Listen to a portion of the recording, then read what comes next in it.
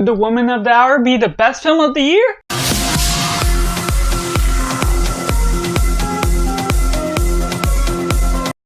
Welcome to Cinema, where we focus on a film. I'm Josh, this is Simply Cinema. Let me know down in the comments below. Have you seen The Woman of the Hour? Do you like it? Do you not like it? Or is it somewhere right in the middle? Make sure to like this video if you enjoy it. Subscribe if you find it beneficial and informative to what your needs are in joining this film culture community where we talk about a lot of cinema as a whole and getting right into the synopsis. Taking place over several time periods, The Woman of the Hour is based on a true story that covers the grounds and a main focus on this woman that's becoming an aspiring actress and ends up being the dating show host to someone that also is a serial killer. And getting right into the positive, first off, I'd like to say this is a great directorial debut from Anna Kendrick. The cinematography, things that get pulled off are really well done. The set pieces, everything that pulls you back into the 1970s setting just goes about this different way of hooking you into the story just with this one particular scene that's set on based on the serial killer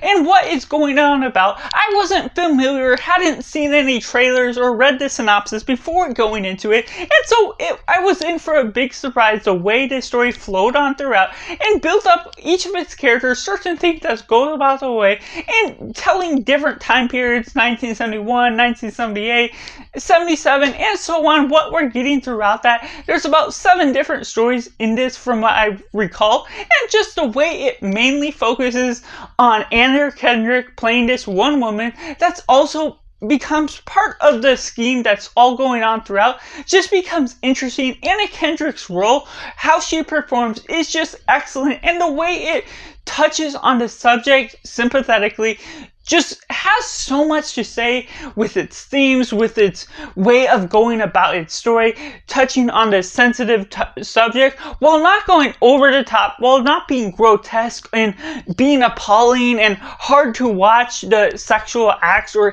anything that's going about. There's very little shown about it. There's only the references, some things that make it obvious what's going on because it was based on a true story, but not being right up in your face, but also not being hidden, not being blinded by the fact of what it's trying to communicate to the audience, what it's actually portraying, what's going on. And the 70s game show is a great setup. What we're getting into with the dating show, Anna Kendrick being a character that's trying to become an aspiring actress, and just a situation that goes into that is just believable by the setup, things that are going about, while also having a good way of blending in the editing of all these different stories, other victims for the serial killer, how they build upon that, and Daniel Zavato as the one that plays this character is just great within his role. He knows how to manipulate the situation,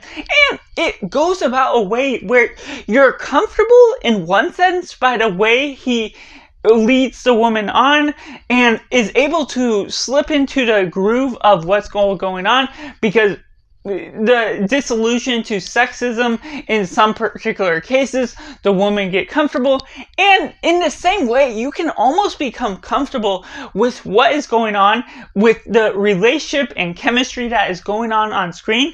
But at the same time, once you get the groove of what this film is all about, there's a blend of being uncomfortable while also recognizing how well it is going about its schemes, which almost becomes creepy in a disturbing way because you're getting in the lens that's almost unbiased toward an evil look at the immoral acts this guy is taking on. And so that just really gets you into a groove that I did not expect to get into going into this film. And just even including these other characters, these other victims, even if you're not really learning about their lives, it's a portrayal that's not really getting deep into their lives. It's not a documentary. It's not certain things where you're getting all these perspectives. Their portrayal and communication of what goes on with the scene. The unbiased views communicates a lot more because it shows the true heart of what you're viewing as an audience member, how you're really viewing these victims, viewing the serial killer. And while it's not the quickest pace, it's something that really builds on its characters to a way that once you find out it's based on a true story, for me having not known what it was all going on with, how it was building up toward what it was building up its stakes to, that's what really elevated the story for me that much more. Not just because of its writing, not because it feels authentic and certain things feel disillusioned to sexism, as Anna Kendrick's character is playing, and Daniel Lovato, how he is manipulating the situation, leading these women on. But just all the combination of things going on throughout just makes it that much better of a film by the end of the day. And going into the mixed elements, being a first time watch, there were some moments that were a bit slow for me, certain that could have been quicker in its pacing. I don't know if that's just because I was so unfamiliar that it didn't communicate its message quick enough. It definitely had a great hook, and there are certain things about the way that it could throw things off a little bit, but there were some moments that I also at the same time found to be flawless by the execution of the way it was communicating its story. It had certain things to its payoff that didn't leave a strong impact, but at the same time, because of all the combination of everything else, what it was doing with its message, with its thematic elements, and the combination of all the characters and their great acting as a whole, that's where it landed a lot more positively